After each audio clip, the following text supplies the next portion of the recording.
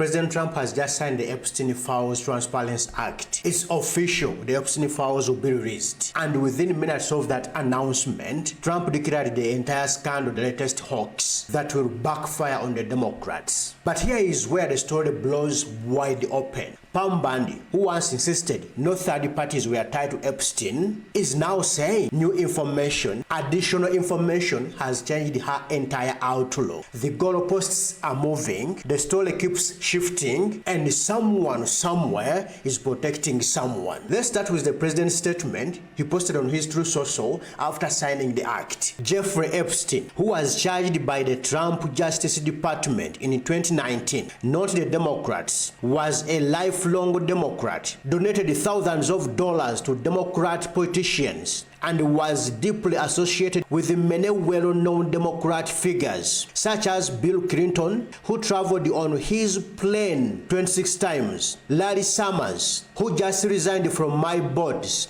including Harvard, Sleazeberg, political activist, Reid Hoffman, minority leader Hakeem Jeffries, who asked Epstein to donate to his campaign after Epstein was charged, Democrat Congresswoman Stacey Plaskett, and many more. Perhaps the truth about these Democrats and their association with Jeffrey Epstein will soon be revealed, because I have just signed the bill to release the Epstein files. As everyone knows, I asked the Speaker of the House and State Majority Leader John Thune to pass this bill in the House and the Senate, respectively. Because of this request, the votes were almost unanimous in favor of passage. At my direction, the Department of Justice has already turned over close to 50,000 pages of documents to Congress. Do not forget, the Biden administration did not turn over a single file or page related to Democrat Epstein, nor did they ever even speak about him. Democrats have used the Epstein issue, which affects them far more than the Republican Party, in order to try and distract from our amazing victories, including the great big beautiful tax cut bill, strong borders, no men in women's sports, or transgender for everyone, stopping Biden's record-setting inflation, lowering prices, biggest tax and regulation cuts in history, ending 8 wars, rebuilding our military, knocking out Iran's nuclear capacity, getting trillions of dollars invested in the US, creating the hottest country anywhere in the world, and even delivering a huge defeat to the Democrats on the recent shutdown disaster. For years, our great nation has had to endure Russia, Ukraine,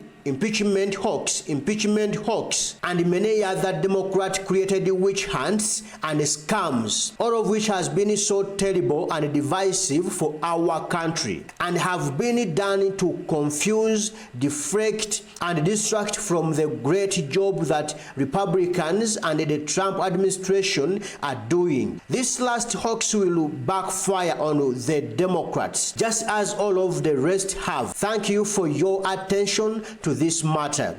Make America great again. That's the statement from the President, Donald J. Trump. Before the signing of the act, Attorney General Pam Bondi in a press conference says there is new information, additional information on Epstein, directly contradicting Doge's claim that no further investigation was needed. Let's have the clip. Investigation by the Southern District of New York U.S. Attorney prevent the department from releasing all of the remaining files? So we have released over 33,000 Epstein documents to the Hill, and we'll continue to follow the law and to have maximum transparency. Also, we will always encourage all victims to come forward.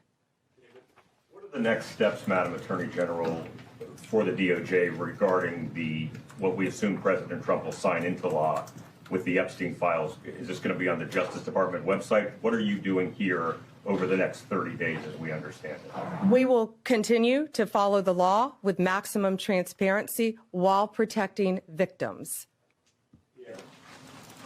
When you say follow the law, Madam Attorney General, do you mean that you will provide all the files by 30 days? We will follow the law. The law passed both chambers last evening. It has not yet been signed, but we will continue to follow the law, again, while protecting victims, but also providing maximum transparency. That. Madam Attorney General, the DOJ statement earlier this year saying that the files would not release mentioned the fact that the review of the documents and the evidence did not suggest that any additional investigation of third parties was warranted. What changed since then that you launched this investigation? Information that has come for information. There's information that new information, additional information, and again, we will continue to follow the law, to investigate any leads. If there are any victims, we encourage all victims to come forward, and we will continue to provide maximum transparency under the law. Wedding, Madam General.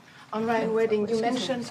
Madam Attorney General, the issue with the new information that you just indicated, is the department seeking information perhaps from the Epstein estate because Mr. Blanche did not have that information when he interviewed Ghislaine Maxwell? What new information, and would you limit the new investigation to just those named persons that the president talked about, or is this a broad, open-ended investigation? I would refer to the Deputy Attorney General's post that he put out on X, and we're not going to say anything else on that because now it is a pending investigation in the Southern District of New York. We will continue to follow the law as we've continued to follow the law as for the pending investigation in the 7th District of New York. But there is this clip I've just noted. When asked, will you release all the files within 30 days? She said this. Let's have the clip. Madam Attorney General, do you mean that you will provide all the files by 30 days?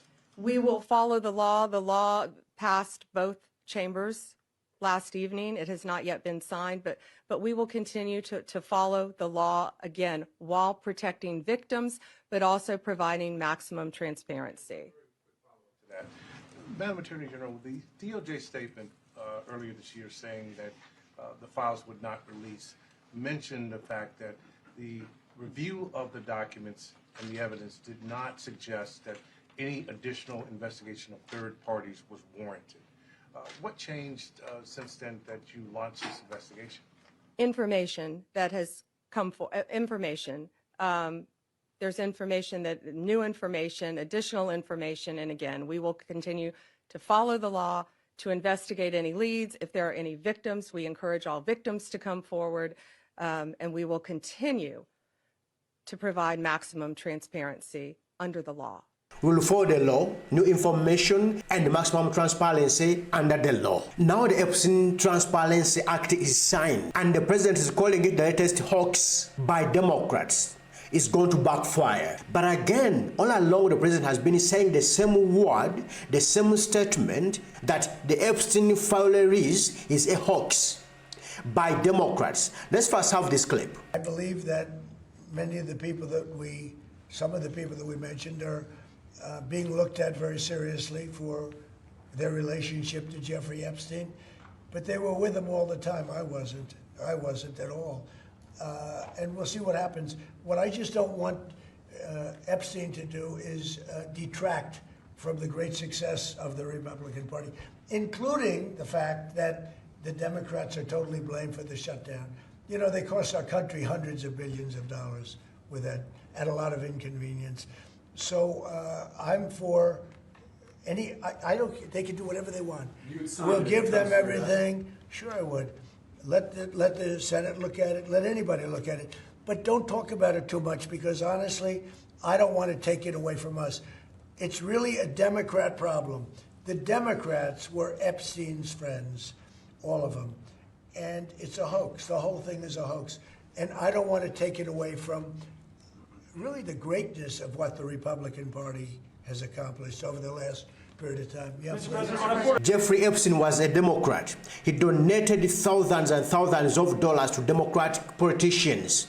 And all this is a Democrat hoax to try to detract, to distract the public, the world, everyone from the achievements of the Trump administration, as per President's statement. Now, I want you to remember this.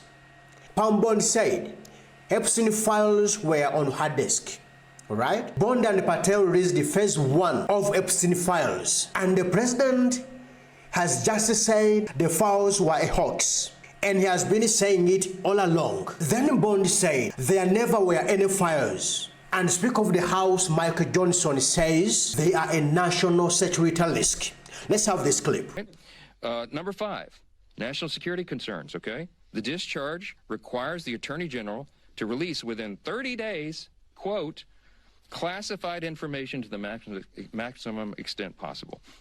This ignores the principle that declassification should always rest, and always has rested, with the agency that originated the intelligence. Why?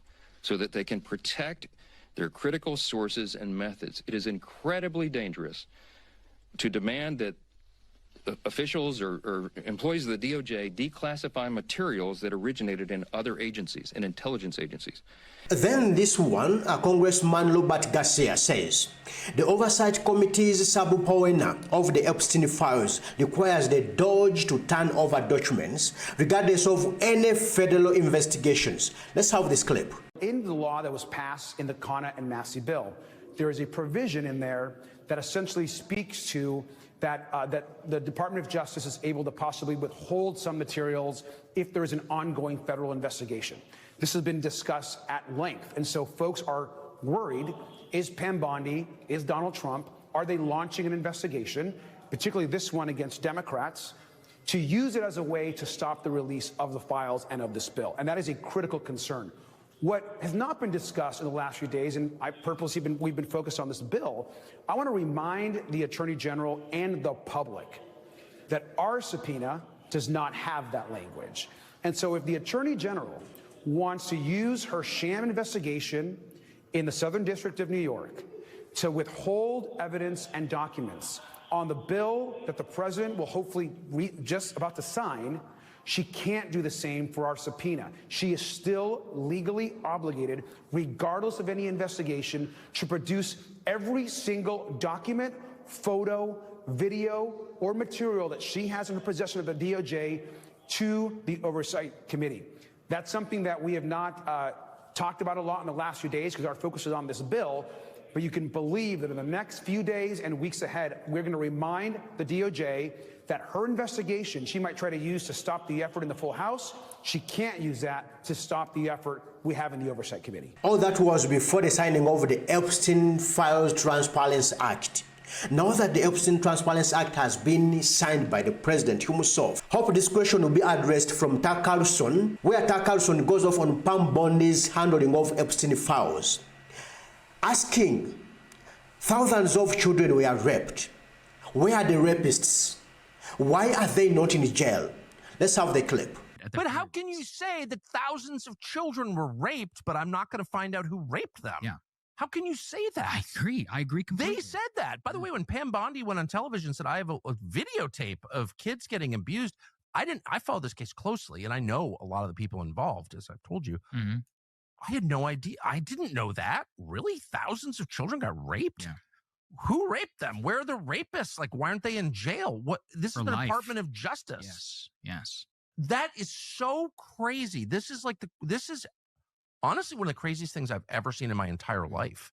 And I just think it's very dangerous to play around with this stuff. Like, very dangerous. Well, I don't want a revolution, but if you wanted a revolution, this is how you would act. Yes. Yeah. And this one, Gloria already says, well, now President Trump says release the Epstein files.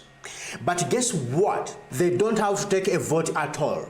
He could just release it. He could just pick up the phone, call Pam Bondi, and it would be released. Let's have the clip. Well, now President Trump says release the Epstein files, vote in support of it. But guess what? They don't have to take a vote at all. Right. He could just release it. He could release them himself right now. Exactly. And yet why do you think he's not? Delay, deny, avoid, evade.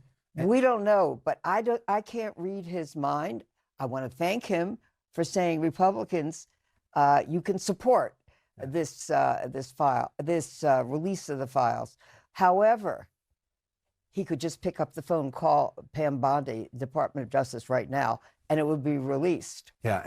Now, here is my honest opinion, and you can take it whichever way you want. President Trump signing the Epstein Files Transparency Act is historic. It's the first real move towards the public disclosure after decades of secrecy. But the context around that signature, the contradictions, the shifting narratives, that's where things get messy. Because what we are watching isn't just transparency, it's power struggling with truth. Trump calls the entire thing a hoax, even as he signs the bill to release the files. Pam Bondi, who once dismissed everything as exaggerated or non-existent, now says new information has changed her entire outlook. Speaker John calls the documents a national security risk, and suddenly everything is a pending investigation. These aren't coincidences. These are signals. To me, it looks like everyone involved is trying to balance the two competing realities. The public expects disclosure. The system fears what that disclosure might reveal. Bondi's shifting story is the clearest example. First, she said no files. Then, the files are on her desk. Then, a meaningless phase one. Now,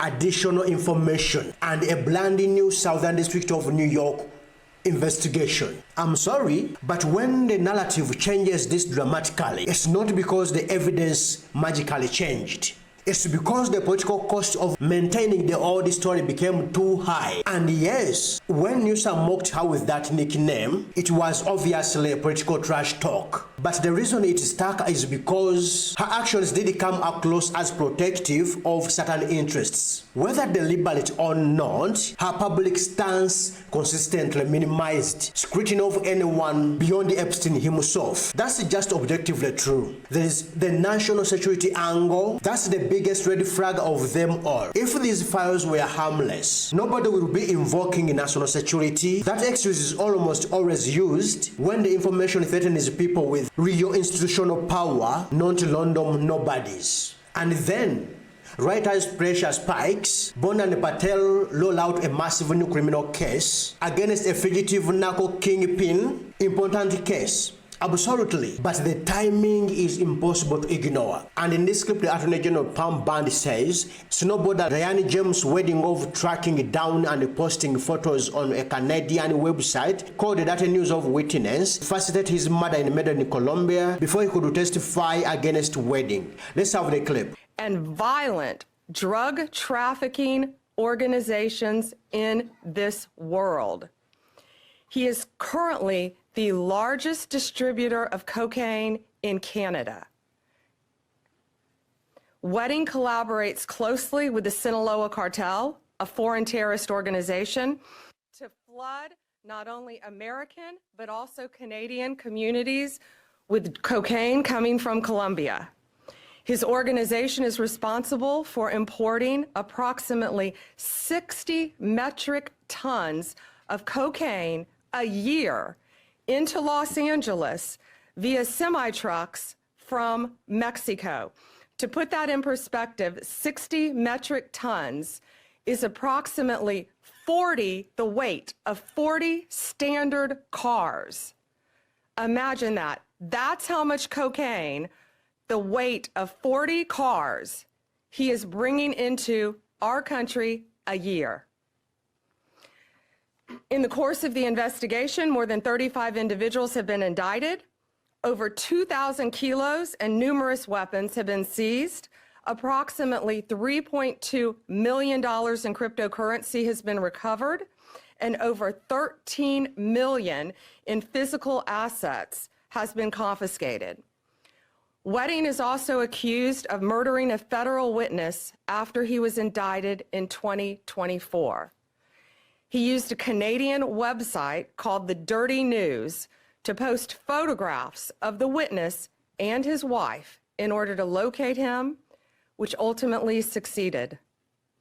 The witness was gunned down in a restaurant in Medellin before he could testify against Wedding. Today, we're unsealing a new indictment, charging Wedding with 2 additional counts of witness tampering and intimidation, murder, money laundering, and drug trafficking. the website that was used to hunt down this witness and his wife, that has since been removed. That has been deleted. Protecting federal witnesses from retaliation is core to the department's mission.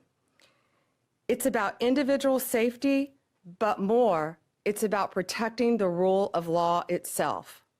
The new indictment also includes several other individuals involved in the murder of the witness and other crimes in connection with this criminal enterprise. You're going to be hearing more about that from the people behind me. We're working very closely with our partners at the State Department and the Department of Treasury. The State Department has raised the reward for Ryan Wedding from $10 million to $15 million. We're offering $2 million rewards for information leading to the arrest of those involved in the murder of the witness. The Treasury Department's Foreign Asset Control is seizing assets belonging to approximately 19 of the targets associated with Wedding's criminal enterprise, worth hundreds of millions of dollars. I want to thank the FBI, the U.S. Attorney's Office for the Central District of California, as well as our Canadian law enforcement partners for their steadfast commitment to bring Ryan Wedding to justice. I also want to thank the Colombian National Police, who have greatly helped us. Let me be clear, drugs are killing our kids. Whether you are a street-level drug dealer, a common street-level drug dealer, or an international drug kingpin, we are coming for you, we will find you, and you will be accountable and held to justice. And now in this clip, FBI Director Kash Patel says Ryan Wedding is a modern-day retaliation of Pablo Escobar. Let's have the clip. Thank you, General. As the Attorney General stated, our mission since the Attorney General and the Deputy Attorney General and this tremendous team was assembled by President Trump is to safeguard American lives. Already this year, thanks to the Department of Justice's leadership, in combination with the interagency, including this FBI, have seized record amounts of narcotics to include record amounts of cocaine, including record amounts of fentanyl. All of these narcotics are enabled by our enemies to go after our youth and our communities and kill and destroy American civilization. Under President Trump's leadership, we have been shutting that down since day one. As the Attorney General mentioned, this is an indictment, an additional indictment, an arrest of multiple subjects, nearly a dozen more, and that brings the total to approximately 36 indicted. And you'll hear the details from the tremendous team established here by the Attorney General. Most importantly, you do not get to be a drug kingpin and evade the law. Make no mistake about it. Ryan Wedding is a modern-day iteration of Pablo Escobar. He's a modern-day iteration of El Chapo Guzman. This Justice Department and this FBI will work with our Canadian counterparts and the government officials across the world to bring him to justice. He is responsible for engineering a narco-trafficking and narco-terrorism program that we have not seen in a long time. He will not evade justice. We are here today because this Department of Justice, behind Attorney General's brilliant leadership and the Deputy Attorney General, have made it clear to the American people with the indictments they have brought that law enforcement and agencies like this FBI will lead the effort to go out there and make sure these animals are brought to justice. And that's exactly what we will do. This step, this interagency step, is a huge, huge step towards obtaining justice for so many American lives lost and so many American lives saved. Thanks to the courageous efforts of law enforcement. This is what a great team looks like, working together for the American people under the motto that President Trump set forth to make America safe again. It's incredibly humbling for this FBI to be a part of it and to lead out the efforts on Ryan Wedding.